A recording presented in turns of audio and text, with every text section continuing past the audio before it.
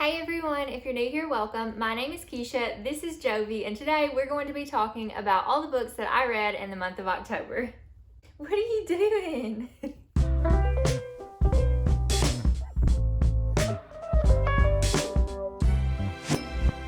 So October was a little bit of a bummer of a reading month for me. I ended up getting busy.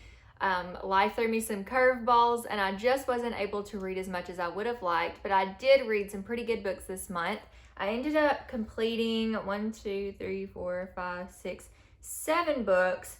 I started one book and I didn't like it, so I put it down, and then I started another book and I just didn't finish it, so I'm going to finish it next year. But I know you guys want to know what the books are, so let's just go ahead and get started. The one book that I'll just briefly mention that I read and I wasn't enjoying was Spellbook of the Lost and Found by Moira Doyle. I just wasn't vibing with it. It felt kind of juvenile for me. It's a young adult book, and I feel like I've been feeling that way. I've been feeling that way about a lot of young adult books recently. Like, I just don't quite click with them anymore. So I ended up putting that one down. And then another book that I started but I did not finish, but that I was loving, is Curse the Day by Annabelle Chase. So I highly recommend, if you are looking for a cozy paranormal mystery, to pick this one up. It is a self-published author. This is the first book in a series of 10 books. It's the Spellbound series.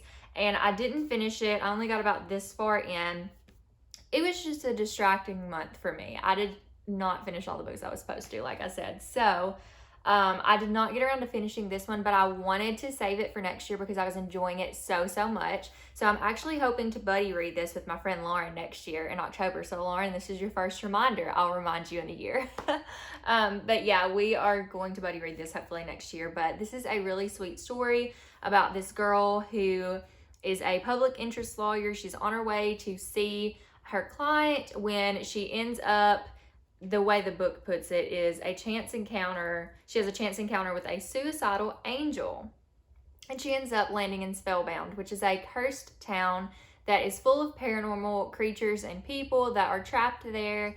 They were cursed many years ago, so there's no technology. They're kind of behind in the times, but it is, I don't know, there's just something so cozy about it. The main character reminded me of Sabrina from Sabrina the Teenage Witch. Like, Melissa Joan Hart, I feel like, could play Emma in a movie because they just seemed really similar. So I definitely got those vibes. I got Halloween Town vibes because there's all these magical creatures in this town trapped. Now that would be more like the Calabar's Revenge, I think, Halloween Town one, where they couldn't like go in and out of Halloween Town. Either way, it reminded me of that too. So if you love those things and you love cozy paranormal mysteries, definitely check this one out next Halloween. Or if you're still kind of in spooky season vibes, then pick this up in November. There's no harm in that. The next book that I read was Fangs by Sarah Anderson. This is an adult graphic novel. I feel like some people have asked, is this okay for kids? No, it's not. Please don't give this to your child. This is a love story between a vampire and a werewolf. I was gifted this by my friend Elizabeth from Ponytails and Paperbacks, and we read it together, and it was just so good. It's so punny, so if you like puns, I would highly recommend it. It's all in like black and whites and grays, and it's kind of, in my opinion, it's a little bit shorter than what I would like. It's a beautiful book. It's a really great story. I just wish that it reads more like a comic, as far as like maybe like a newspaper comic where you just get bits and pieces of clips here and there. But I would have loved a little bit more, or maybe even a volume 2 of this. But I definitely will pick up more of Sarah Anderson's work because I did very much enjoy reading this one. And I can't remember, I think I might have rated it 4 stars, or I didn't rate it at all. I can't remember. I don't feel like it's fair because it's like, I loved it, but I wanted it to be longer, but it was just kind of like, it didn't feel like a whole book, and like I said, more like a newspaper comic, but I still really enjoyed reading it. I think it's a great coffee table book for spooky season, so I'll definitely be setting this out next year. But either way, thank you, Elizabeth, again for sending this to me and buddy reading it with me. It was so fun to read, and I really enjoyed this one. Next up, I read The Door by the Staircase by Catherine Marsh. I finally finished the 2 books that I feel like are always on my TBR, the ones that I say remind me of Coraline. So I'm really excited about that. But this one was a little bit of a letdown for me. I think it was just because of my expectations being like wrong about the book. Because obviously, like I said, I looked at the cover. It was called The Door by the Staircase. There's a girl, there's spookiness, there's a black cat, and I was like, this reminds me of Coraline. Honestly, you guys need to see like the whole cover. So this is just an absolutely beautiful book. There are stunning illustrations in it. The end papers are really pretty. But this is not like Coraline at all. I still got my bookmark in here. I ended up listening to it on audio so I could finish it quicker, but let me see if I can find an illustration.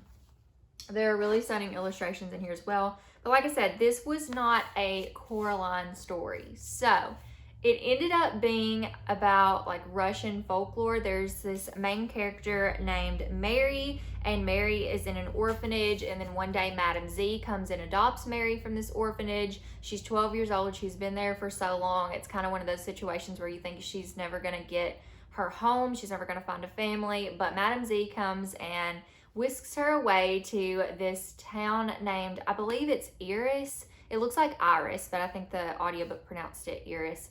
And she meets all these like weird, magical seeming like people, some tricksters, and yeah, so it's a book that is very magical, fairy tale-esque, and it's based around Russian folklore.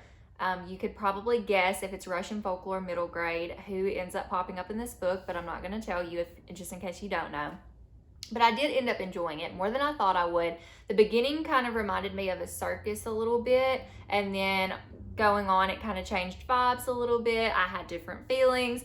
I don't think, I've debated on whether or not like this is a book I want to keep, a book I would reread. I think it would probably be a book that I would read with my kids, and I think a lot of children would really enjoy this, so I definitely would recommend it. I settled on a 3.5-star rating for this book, but I bumped it up to a 4 on Goodreads because I do think it was really good.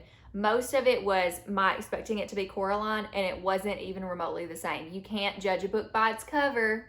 You just can't do it. So this was really good though. I did like how it ended. I liked the little twists and turns along the way. I thought it was a great story. I think lots of kids would love it. I think lots of you guys would actually really love it as well. But like I said, you can't judge a book by its cover. Don't go into a book thinking it's going to be like Coraline or one of your other favorite spooky middle grade books and then it not be, because you're setting yourself up to be disappointed. But as far as the actual subject matter of the book, like I said, really enjoyed it.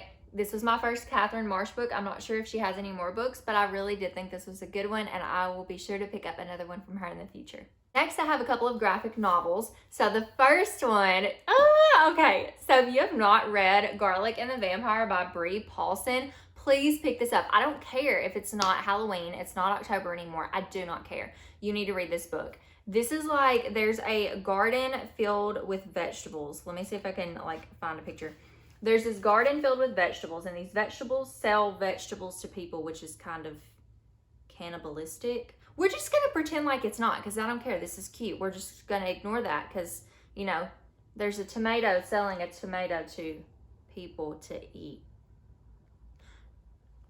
I love this.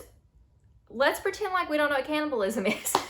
No, we do. But other than that awkwardness of the story, there's these vegetables. You have Garlic, who, here's a great scene of Garlic. Garlic is very anxiety ridden. She is just very scared of everything. Her best friend is Carrot. I really feel like I'm Garlic and my husband is Carrot because they're just too cute. And anyways, so there is this like witch who has animated all of them and takes care of them. And then there's this like castle up on this hill, and this vampire comes in, and they're like, well, you know who can go and fend off the vampire? Garlic, because vampires don't like garlic, right? Like they can't be around garlic. So obviously Garlic needs to be the one to go fend off this evil vampire. And the story proceeds from there. I'm not going to say anything else, but this is one of the cutest stories. Like all the cozy vibes, all the fall vibes. It's just adorable. I felt very like relatable, or I felt like it was very relatable as a story, and it was just, I'm gonna read it every year. I'll just tell you that. I may read it multiple times a year because it was so good. I gave it 5 stars, hands down. It's not like a super complicated story or anything. It's really simple. I think it's a middle grade, but yeah, definitely check this one out. It was so cozy and cute, and I absolutely loved it. The next graphic novel that I read was Anyas Ghost by Vera Brosgol. I actually read this for the first time, I think in 2018. It was the first graphic novel that I'd ever read. It's young adult, it's spooky, And don't be fooled. I mean, it looks a little harmless, but it's really not.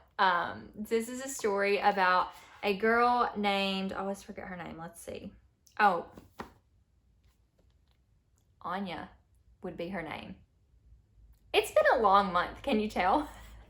So it's about this girl named Anya, and Anya ends up falling into this well, and she finds these bones of this girl who fell in the well and died all these years ago, and the girl's ghost is still there. And long story short, a bone gets slipped into Anya's backpack. The ghost follows her around and seems to be a pretty good friend, but then things turn a little sinister. This is a great story. I absolutely loved it. I've said absolutely loved it like 20 times already in this video. It's fine. But this is a really good story. I love the monochromatic illustrations and art style in here. I think that the artwork is really great. I love Vera Brosgol. I've read a lot of her picture books as well as a children's librarian. Like, she's great.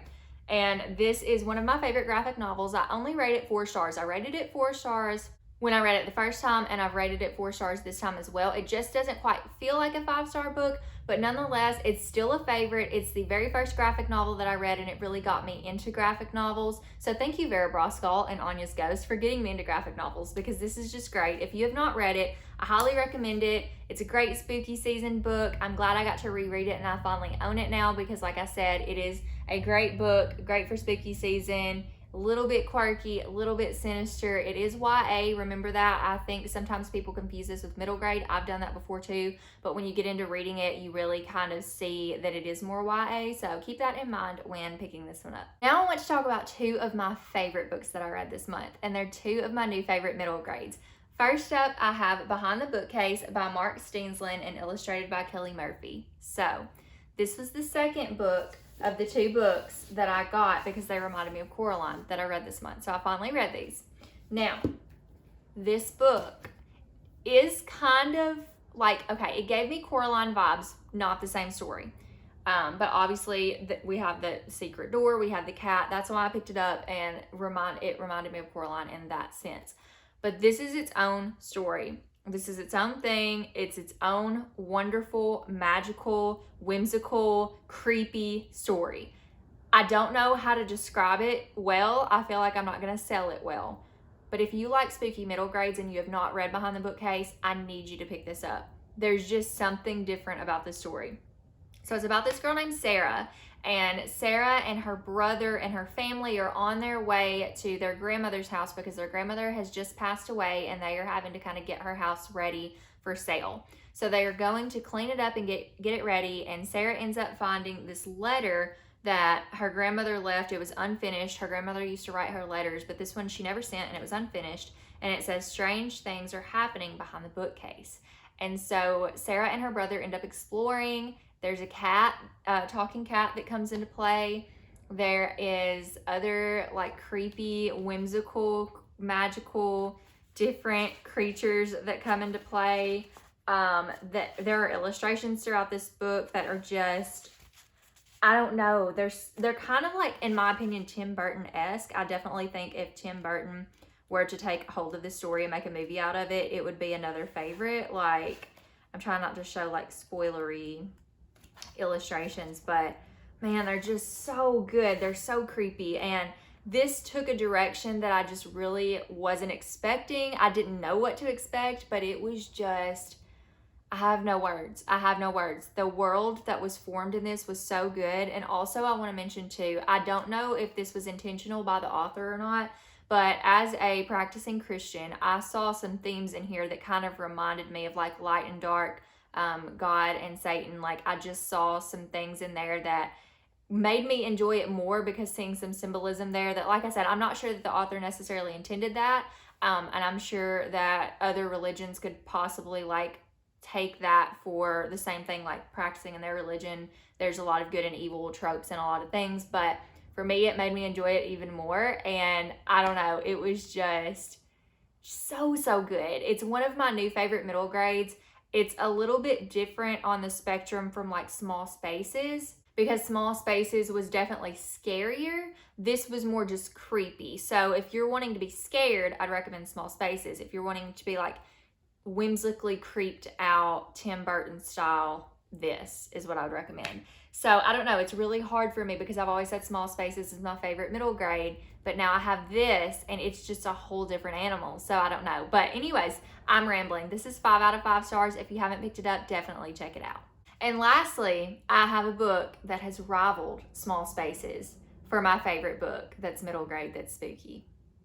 I don't know which one I like better. I really don't. I'm going to have to reread Small Spaces because Ghost Girl by Ali Melaninko was so good and so creepy. Like, it was so good. So I buddy read this book with Ashley from the Bent Biblios podcast, and we both loved it. It was so good. It took me a little bit longer to read it, but oh my goodness. So this is about a girl named Z Puckett. Z loves ghost stories. She's the weird girl in school. She has white hair. She's got a friend named Eli or Elijah. I think he goes by Eli, but anyways, Elijah. And this is like the girl in school that bullies her. Her name, I've already forgotten, Nellie. So you've got Z, Elijah, and Nellie.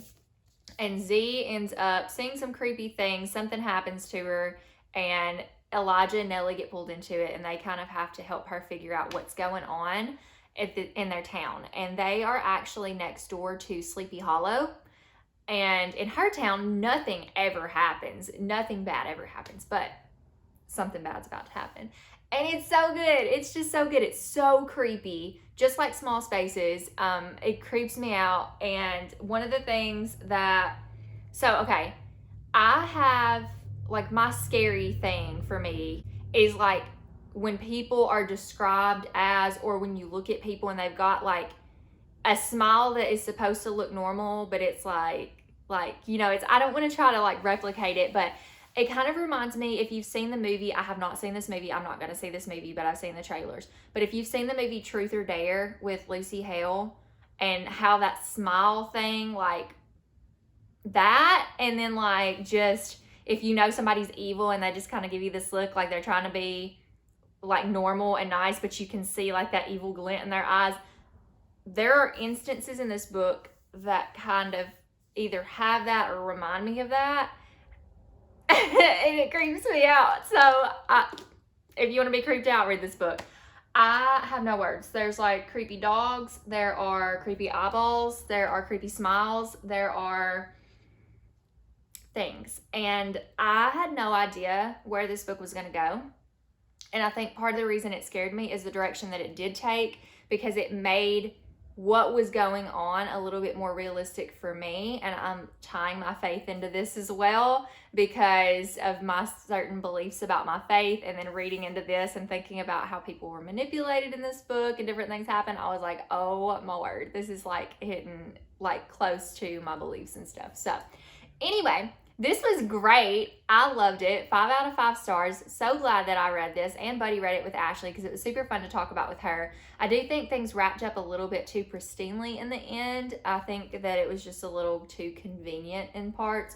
But this is, I think, Allie's debut novel, and it was great. I'm so excited to read more from her. I highly recommend this. If you like Small Spaces or spooky middle grade books in general, definitely pick this one up too. Also, real quick, I think I forgot to mention, I did read another book. I didn't rate it. It was like, Who is ScoobyDoo or something like that. It's those books where they put, like, the people or the characters with, like, big heads on the cover, and it tells you a little bit of backstory about how they were created or where they came from. Like, some of them are historical, some of them are about characters, and this one was about Scooby-Doo, and I love Scooby-Doo. I don't know if I've told you guys this before, but, like, Scooby-Doo, comfort show.